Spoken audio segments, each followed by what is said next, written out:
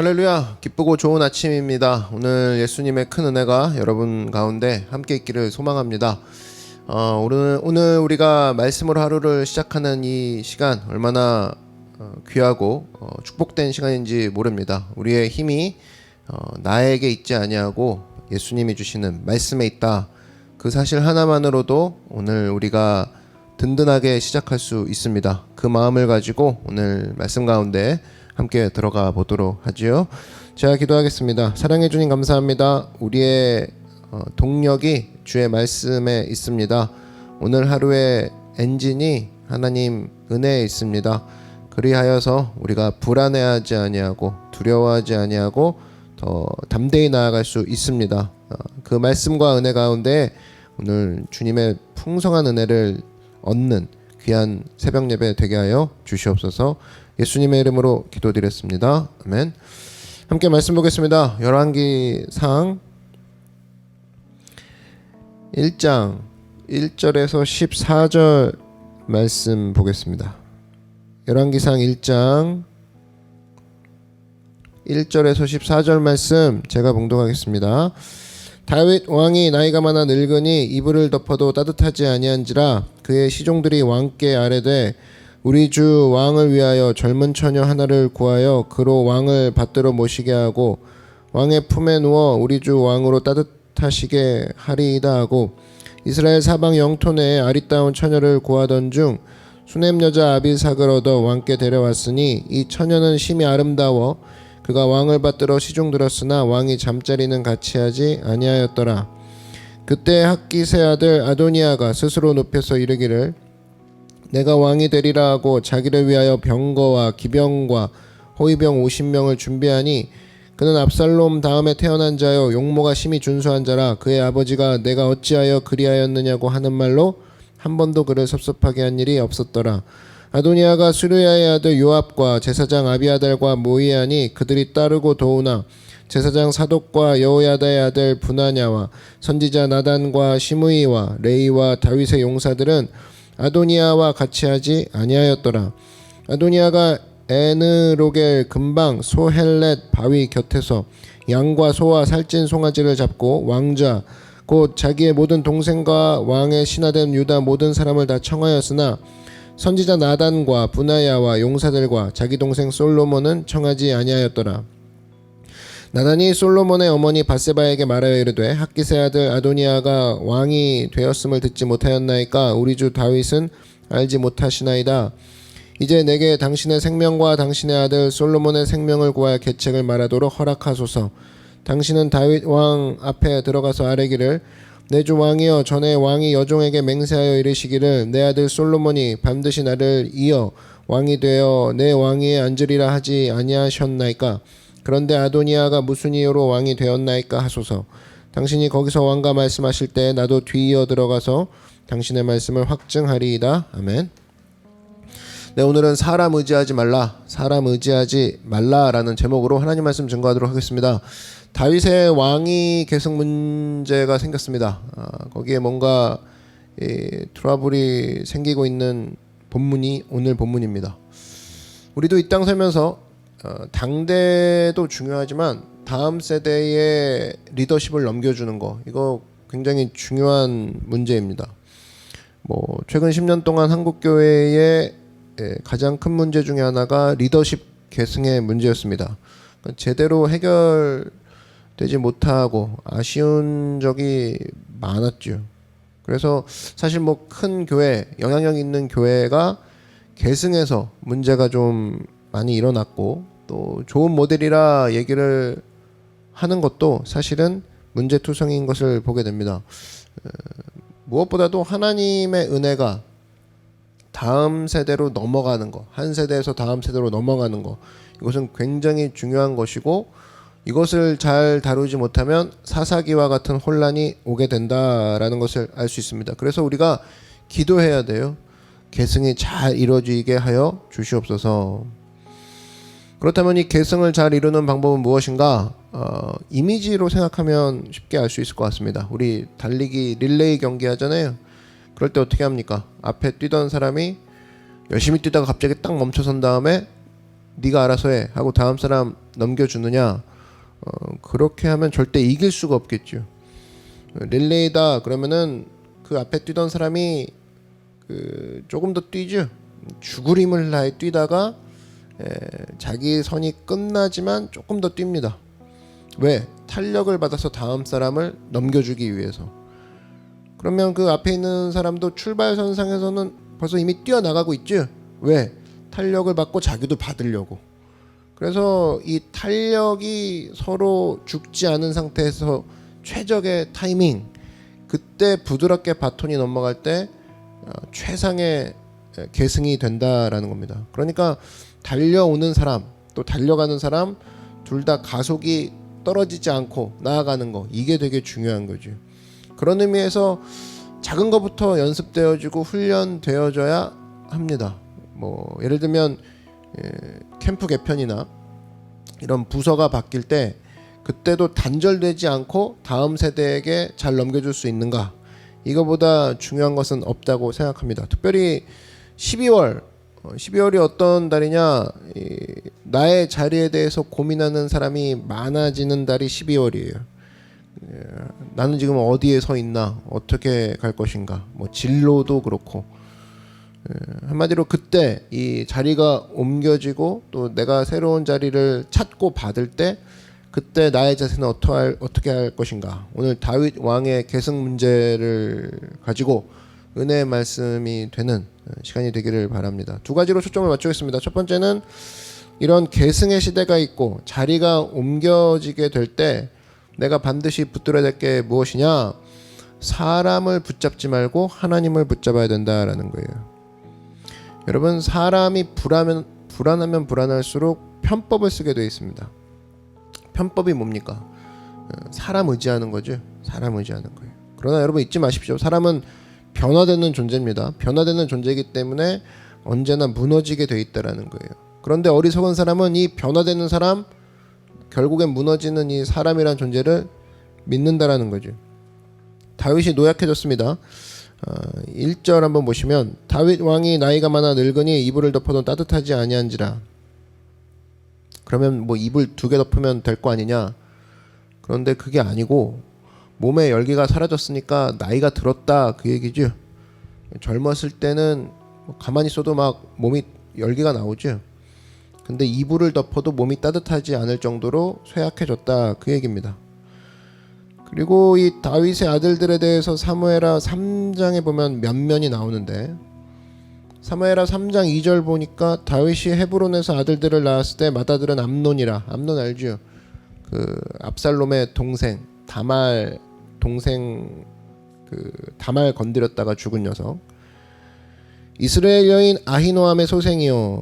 그러니까 첫 번째 아들 암논이 있었고, 둘째는 길르압인데, 둘째는 길르압이라 갈멜 사람 나발의 아내였던 아비가일의 소생이요. 아시죠? 현명한 여인 아비가일. 그런데 이 길르압이라는 이름은 성경에서 여기밖에 안 나와요. 아마 왕의 제목감은 아니었던 것 같아요. 왕 되고자 하는 의욕도 없었던 것 같고, 성경에서 언급하는 주요 인물에 속하지 않습니다. 그리고 세 번째 아들이 똑똑했는데, 셋째는 압살롬이라 그술왕 달메의 딸 마아가의 아들이요.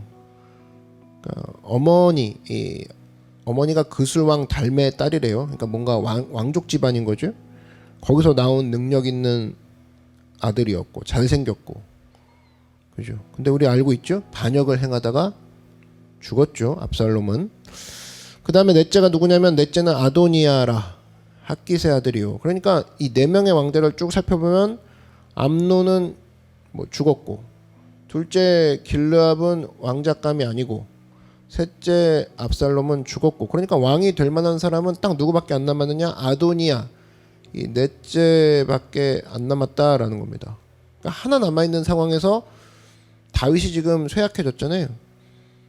그런 상황입니다. 그러니까 당연히 아도니아가 왕이 될 것이다. 똑똑하고 야심에 찬 사람이었기 때문에 기대했던 것 같습니다. 겉으로 볼 때는 아도니아가 왕으로 적격이었죠. 그러나 여러분 잊지 마십시오. 언제나 성경을 보면 하나님이 쓰시는 사람은 항상 그랬어요. 숨겨져 있습니다. 숨겨져. 모세도 그랬고 다윗도 그랬죠. 이걸 통해서 알 수 있는 게 뭐냐면 눈에 띄는 사람 가운데 지도자가 잘 안 나오더라고요. 왜 그런지 잘 모르겠어요. 생각지도 않은 데서 뛰어나오더라고요. 그래서 대개 하나님이 숨겨둔 인재는 숨어 있을 경우가 많다라는 겁니다. 왜 그렇죠? 사무엘상 16장 7절 보니까 다윗 왕을 고를 때 하나님이 하신 말씀이 있죠. 사람은 외모를 보거니와 나 야훼는 중심을 보느니라. 그러니까 사람이 외모를 보고 혹하는 것과 하나님이 그 안에 안 보이는 것들이죠. 성실성, 믿음, 충성 이런 것 보는 것이 둘이 똑같지 않다라는 겁니다. 예수님도 제자 뽑을 때 한번 보십시오. 세상의 기준하고 다르시죠. 완전히 눈이 다르셨어요. 이 아도니아 왕작감이 아니었다라는 것을 알 수 있는 게 무엇이냐?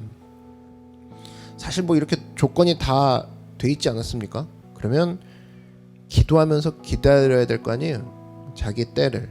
아마 기다렸으면 기회가 많이 오지 않았을까. 만만치 않았을 겁니다. 역시 왕이 될 만한 자격이 있어 이런 소리도 막 들렸을 것이고.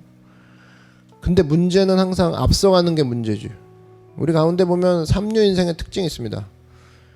때가 되면 자연스럽게 되는 문제인데 항상 앞서가요. 미리 행동 취하고 미리 사람 만나고 미리 분주해지고 미리 정신 못 차리고 미리 마음이 차분하지 못하고 이 사람 저 사람 만나가지고 자기 속 이야기 다 하고 다니죠. 그걸 뭐라고 하냐? 아도니아라고 하는 거예요. 아도니아.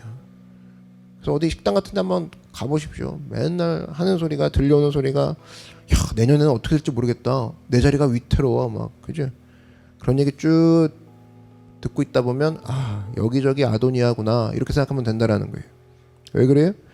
음모를 통해서 잔꾀를 부려서 자기 자리를 얻으려고 기다리지 않고. 그래서 이 아도니아는 다윗이 어렵게 되니까 그거 다윗을 딱 무시하면서 스스로 왕을 선언해 버립니다. 5절 한번 보시면 그때 핫깃의 아들 아도니아가 스스로 높여서 이르기를 내가 왕이 되리라 하고 자기를 위하여 병거와 기병과 호위병 50명을 준비하니.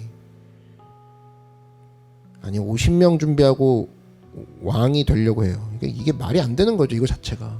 제 핸드폰에 연락처만 한 번만 돌려도 50명 동원은 하겠다. 그지? 바보 천치죠. 이 정도 갖고 무슨 왕이 되겠습니까?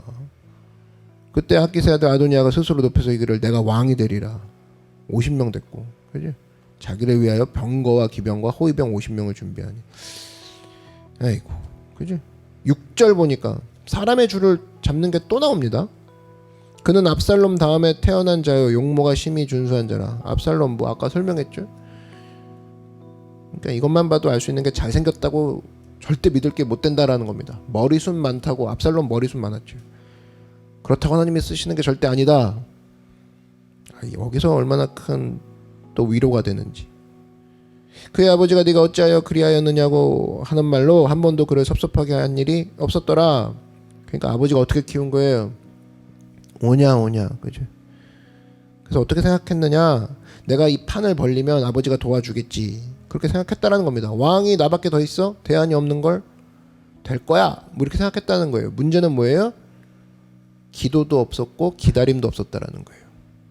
치명적이죠, 치명적. 그냥 오로지 초조하게 자기가 앞서 나가는 거예요. 지금도 그런 사람 있죠? 기도도 없고 기다림도 없어요. 초조하게 앞을 향해만 나가요. 아도니아라는 겁니다. 아도니아. 12월 초조의 계절입니다. 너 어제 뭐 했냐? 초조요. 너 내일 뭐 하니? 앞서가려고요. 계속 그 대화만 하는 사람들 있죠? 요즘 뭐 하니? 앞서가려고 초조해지는 중이에요. 이런 식입니다. 하나님께서 이런 것들을 다 제거해 버리신다는 거예요. 잊지 마십시오. 제 안에 이런 아도니아 같은 성향 같은 것이 있다 그러면 여러분도 아도니아 꼴 됩니다. 절대 하나님보다 앞서가지 마시기 바랍니다. 하나님이 가라 그래도 그지? 제가 무슨 자격이 있습니까 주님? 그래도 사실은 결국엔 가요. 하나님이 때 되면 다 이렇게 밀고 가신다고. 그러니까 무르익어야 되거든요. 무르익으면 일이 쉽게 되는데 뭐 상황이 무르익지 않았는데 억지로 하는 사람이 있습니다. 그러니까 여기저기 부딪히고 뭐 몸도 안 풀렸는데 심하게 움직이려고 하고 뼈 부서지고 그지? 파열되고 거기서부터 이제 힘이 붙이는 거죠. 그래서 여러분 자기가 충분한 실력을 갖추고 있으면 주변 사람이 와가지고 다 이 추인을 해줘요. 오히려 주변에서 추천을 해주죠. 근데 자기가 먼저 시선을 끌려고 하고 미리 뭘 하려고 한다. 이게 어리석은 거라는 거예요. 예수님께서 이 땅에 오셔서 제일 많이 쓰신 표현 중에 하나가 때가 참해죠. 때가 참해. 그러니까 타이밍이 있다 이거예요. 근데 이걸 모르고 자꾸만 앞서가려고 할 때 문제가 되더라. 이 앞서가는 사람의 특징이 뭐냐? 항상입니다. 편법을 써요. 떳떳하지 못한 거죠. 편법 쓴다라는 겁니다. 미국에서 목회하신 목사님 한 분 계신데 이분이 되게 미국에서 큰 목회를 하시고 계셨어요. 근데 어떤 상황이었냐면 한국에서 신학을 하신 분인데 미국에서 이민 목회를 하시는 건데 목사 안수를 아직 못 받았어요. 근데 목사 안수 받으려면 여러분 그런 거 아시죠? 어떤 신학교에 다시 들어가서 편입을 해서 기본적으로 신학교를 졸업했던 분이라 할지라도 사실은 1, 2년을 더 해야 되는 상황이 있어야지만 목사 안수를 줘요. 근데 목회하는 도중에 이거를 과정을 겪는다 그러면 귀찮죠. 뭐 귀찮다고 하면 뭐하지만 학문적인 공부는 이미 다 된 상황인데 코스웍이죠. 그러니까 좀 번거로운 거죠. 그러니까 여기서 이제 유혹이 생기더라 이거예요. 왜냐면 뭐냐면 자기가 원래 소속돼야 될 교단이 있는데 군소교단 이런 데 가면 쉽게 목사 안수를 준다라는 거죠.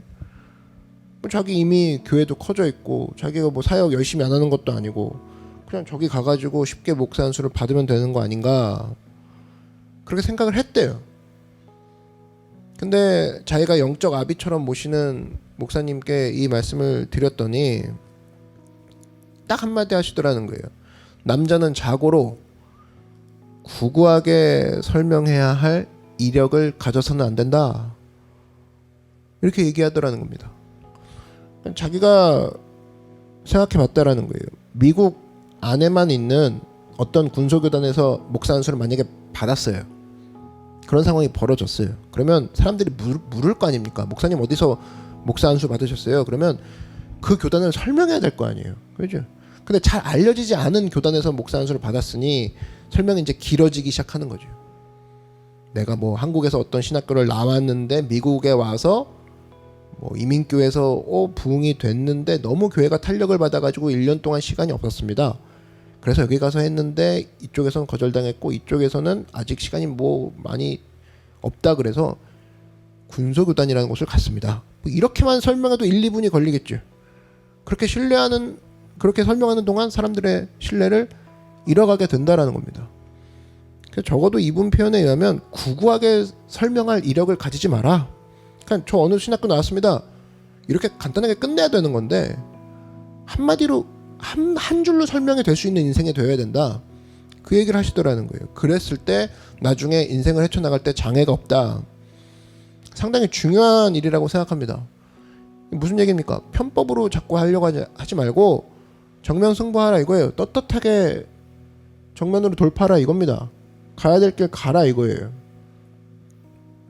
그래서 여러분 잊지 마십시오. 언제나 설명이 필요 없게 여러분 인생을 만들어 놔야 된다. 이게 왜 중요하냐면 설명이 필요 없는 인생으로 이력을 짜야 되고 설명이 필요 없는 거라 그러면은 설명이 필요 없도록 만들어야 된다. 한마디로 신뢰감을 주기 위한 인생이 되기 위해서 내가 하나님 앞에 편법 쓰지 않겠습니다. 내 앞에 있는 것들 기도로 내가 돌파하며 나가겠습니다. 기다림으로 내가 돌파하며 나가겠습니다. 이 자세가 중요하다라는 거예요. 그래서 여러분 어떤 사람 명함을 받아도 명함 받았을 때 너무 많은 이력이 있잖아요. 의심부터 하시라고. 의심부터. 너무 많은 설명을 해야 되는 사람이잖아요. 다른 얘기로 이력이 많다가 일 잘한다가 아니라 이 사람 되게 설명할 게 많은 사람이네. 구구절절 많을걸요. 뭐 여기 회사 갔는데 저기선 그랬고 뭐 공부를 하는 상황에선 뭐 이런 상황이 벌어졌고 거기서 몇 년 여기서 몇 년 여기서 몇 년. 근데 설명이 필요 없는 사람이 있어요. 그러면 누구든지 신뢰가 가죠. 저도 그런 사람이 되었으면 좋겠습니다. 담임 목사 박찬열. 그러면 다 설명되는 거죠. 거기 덧붙일 필요가 없죠. 뭐 그거 하나로 그냥 충분히 설명되는 거죠. 이전의 이력, 뭐 구절도 이런 게 필요 없이 담임 목사 박찬열, 그죠? 떳떳함이죠.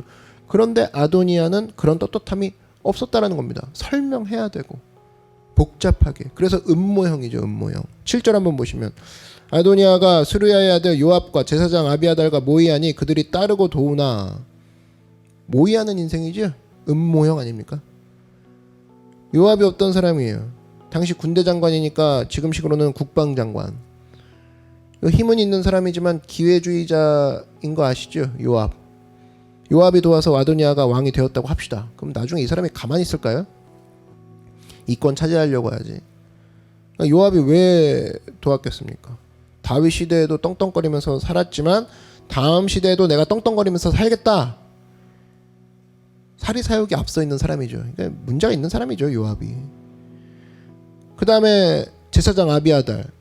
아비아달은 당시의 제사장이 공동 대제사장이었습니다. 제사장이 둘이었어요. 사독과 아비아달. 근데 개인적인 야망이죠.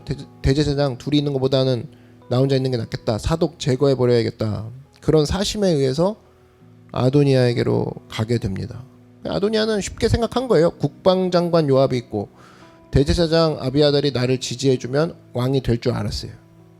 사람 줄 타면 자기가 왕이 될 줄 알았던 거죠. 안 되죠. 그러는데 여러분 잊지 마십시오. 사람 줄 백날 타봐야 하나님이 노하시면 꺾인다라는 거예요. 그래서 우리가 붙들어야 될 게 뭐냐? 아도니아의 길이 아니라 하나님의 길을 붙들어야 된다라는 거예요. 편법과 음모가 난무한 아도니아의 길이 아니라 하나님 앞에 떳떳한, 사람 앞에 떳떳한 그 길을 붙잡아야 된다. 그래서 여러분 정말 인생에 문제가 생기고 진로에 문제가 생겼다 그러면 나 기도해서 그 문제를 풀었어, 그렇게 당당하게 얘기할 수 있는 그 기간을 가지시기 바랍니다. 그거 없이 이 사람 설득하고 다니고 저 사람 설득하고 다니고 나중에 또 말이 다르다 그러고 그거 지지해 주길 바라고, 이거 문제 있다라는 거예요. 하나님께서 내 마음 가운데 확신을 주시면 사람의 도움, 사람의 끈 관계없이 확신 가운데 그 길을 걸어갈 수 있습니다. 하나님이 내게 주신 소명, 그 길을 붙들고 그 길이 열리는 그런 축복이 있는 하나님의 종이 되기를 바랍니다. 두 번째 포인트는 뭐냐? 바른 길을 드러내는 데만 집중하면 된다라는 거예요. 쓸데없는 싸움 벌이지 말라 이겁니다.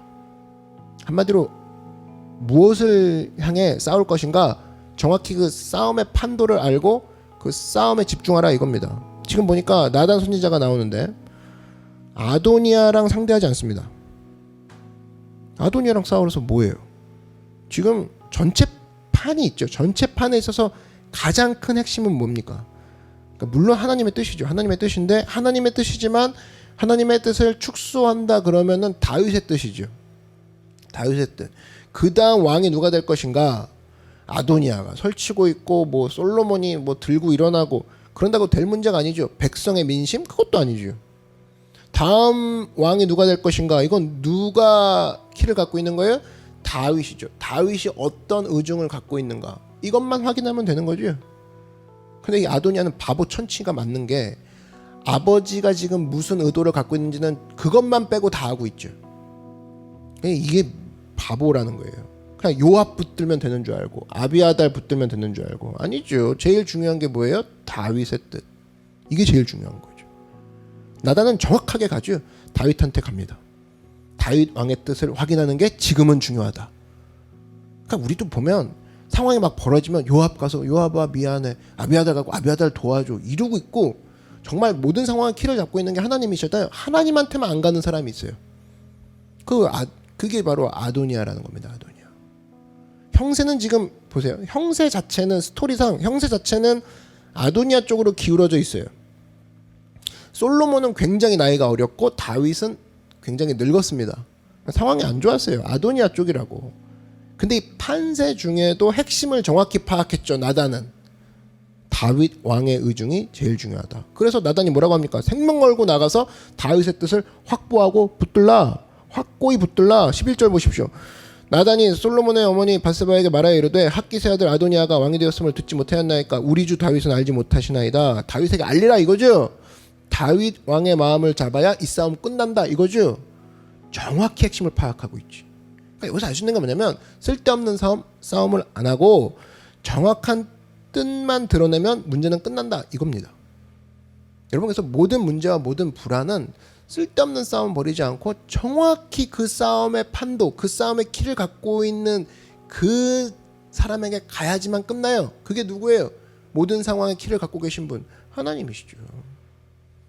우리도 마찬가지입니다. 이 사람 저 사람 뜻이 중요한 게 아니에요. 판세가 기울었다고 저 사람에게 가서 붙자, 그게 문제가 풀리는 게 아니라는 겁니다. 하나님의 뜻이 무엇인가, 이거 하나만 제대로 붙들면 끝나요. 그게 중요하다라는 겁니다. 팩트죠, 팩트. 근데 사실 우리는 거품 갖고 움직일 때가 많습니다.